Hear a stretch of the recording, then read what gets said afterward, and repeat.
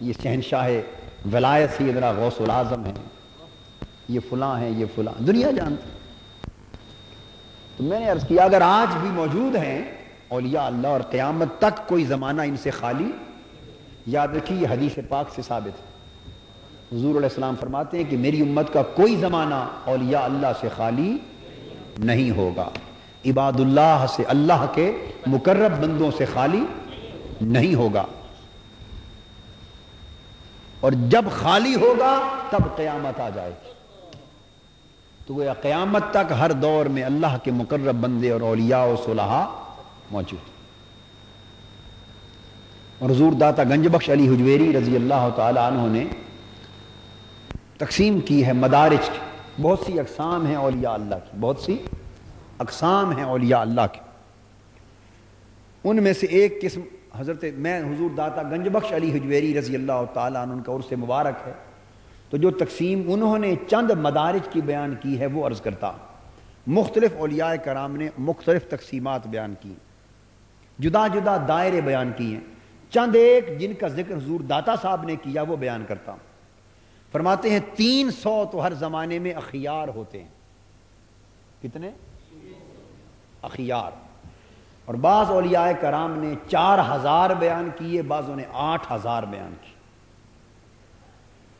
یہ اولیاء اللہ کا ایک طبقہ ہے، ان کی تعریف پہچان جدا بیان کی گئی۔ تو صاف ظاہر ہے یہ جو مختلف عدد بیان کیے گئے ان کا آپس میں ٹکراؤ نہیں، ایسا ہوتا ہے کہ وہ ان کے اندر بھی مختلف درجے ہوں،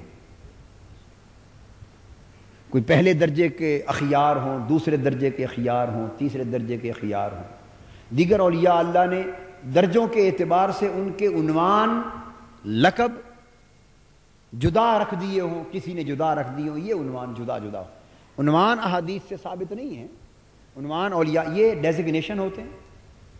یہ کیا ہوتے ہیں؟ ڈیزگنیشن۔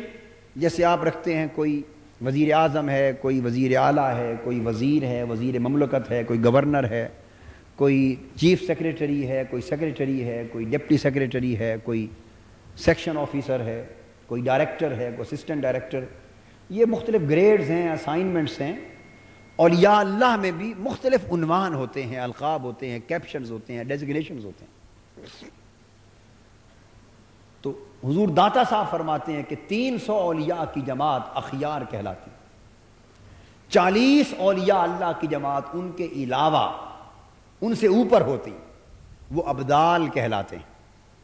اور حضور علیہ الصلوۃ والسلام کی حدیث پاک ہے، حدیث آپ نے فرمایا قیامت تک ہر زمانے میں میری امت میں 40 ابدال موجود رہیں گے، ہر زمانے میں 40 ابدال موجود رہیں گے۔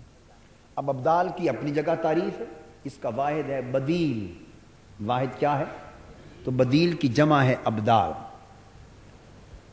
اب بدیل کا معنی ہے وہ جو بدلتا رہے، وہ جو، اب اس کی کئی تعریفیں کی گئیں۔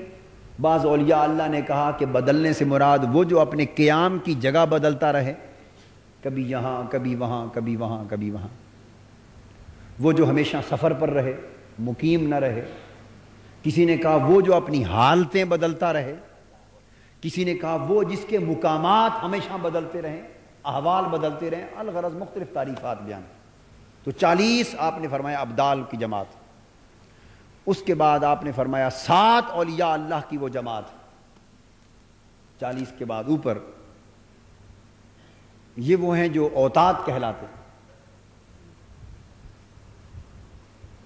ان کے بعد پھر 4 ایسے ہیں جو اولیاء اللہ کی جماعت جو نقبا کہلاتے ہیں۔ پھر ان میں سے 3 ایسے ہیں جو اقطاب ہوتے ہیں، ان کے اور نام بھی دیے، قطب ارشاد بھی کہا۔ پھر ان میں سے ایک وہ ہوتا ہے جو قطب ہوتا ہے، وہ قطب مدار بھی ہوتا ہے، اسی کو غوث بھی کہتے ہیں۔ تو فرق کے ساتھ اور اختلاف کے ساتھ جو میں نے بیان کیا، اس سے ہٹ کر بھی مختلف عدد بیان کیے گئے، مگر کوئی زمانہ یاد رکھ لیے اولیاء اللہ سے خالی نہیں ہوتا۔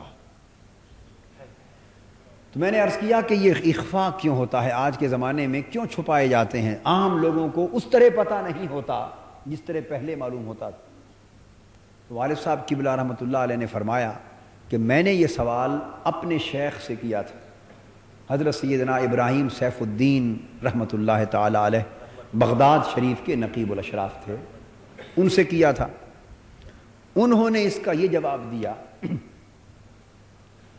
اور بعد ازاں یہی جواب میں نے حاجی امداد اللہ مہاجر مکی رحمۃ اللہ علیہ کی ایک کتاب ہے غالباً شمائم امدادیہ یا امداد المشتاق، اس میں بھی پڑھا۔ تو اولیاء کرام تو اپنے امور کے رازداں ہوتے ہیں نا، وہی بات جو بغداد میں انہوں نے کہی، وہی بات ہند میں حاجی امداد اللہ مہاجر مکی نے کہی۔ آپ نکتہ سمجھے ہیں نا؟ انہوں نے بھی کہا یہ اخفاء کا دور ہے، انہوں نے بھی فرمایا اخفاء کا دور ہے۔ سبب پوچھا کیا ہے، سبب بھی ایک ہی بیان کیا۔ تو والد صاحب قبلہ فرماتے ہیں کہ ان کے شیخ نے ارشاد فرمایا کہ سبب اس کا یہ ہے کہ پہلا دور ادب کا دور تھا، پہلا دور ادب کا دور تھا، ایمان اور روحانیت کا بالعموم غلبہ تھا، ایمان اور روحانیت کا بالعموم غلبہ تھا، سو ادب کی قدریں زندہ تھیں۔ آپ خود تجربہ کر لیں، آج سے 25-30 سال پہلے چلے جائیں اور جو بزرگ زیادہ عمر کے بیٹھے ہیں وہ 50-60 سال پیچھے چلے جائیں، تو عام آداب جو زندگی میں تھے اور ایک دوسرے کا اور بڑوں کے ادب کا جو لحاظ تھا وہ ہماری ہی زندگی کے مختلف سالوں میں زمین آسمان کا فرق نظر آتا۔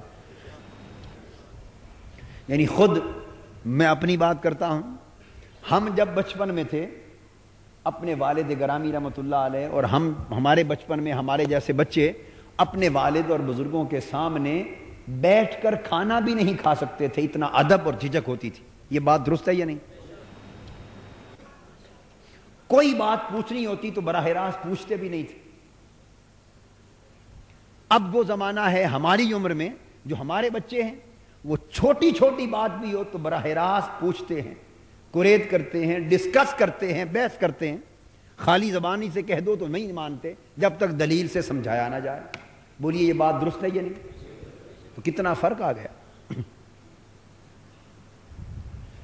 اس طرح بزرگ لوگ جانتے ہیں کہ ایک وقت تھا کہ پرانی عمر کے کوئی بزرگ اگر گلی سے گزر رہے ہوتے تو ننگے سر ان کے سامنے گلی سے کوئی جوان نہیں گزرتا تھا، سر پہ کپڑا اوڑھ لیتے تھے۔ یہ بات درست ہے یا نہیں؟ آپ پرانے وقتوں کی ساری باتیں بیان کرتے ہیں اور آج کے بچے اور نوجوان سمجھتے ہیں کہ یہ کہانیاں ہیں، یہ پرانی داستانیں ہیں، مگر داستانیں نہیں، زمین آسمان کا فرق آ گیا ادب میں، لحاظ میں، حیا میں۔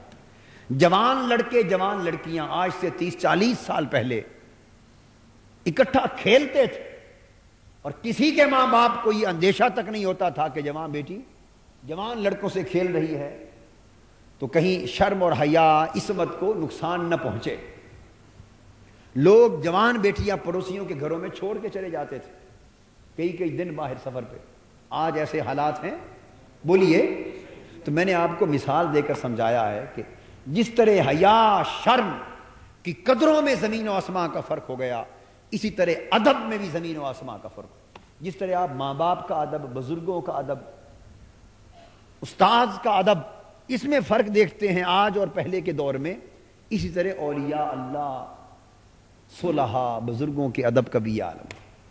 انہوں نے فرمایا کہ وہ ادب کا دور تھا، جو شخص سن لیتا کہ یہ ولی اللہ ہے، صاحب مقام ہے، صاحب حال ہے، ان کا تعلق نسبت ان سے ہوتی یا نہ ہوتی مگر ادب ضرور کرتا۔ کیا؟ بولیے۔ ادب ضرور کرتا، بے ادبی کا مرتکب کوئی نہیں ہوتا تھا۔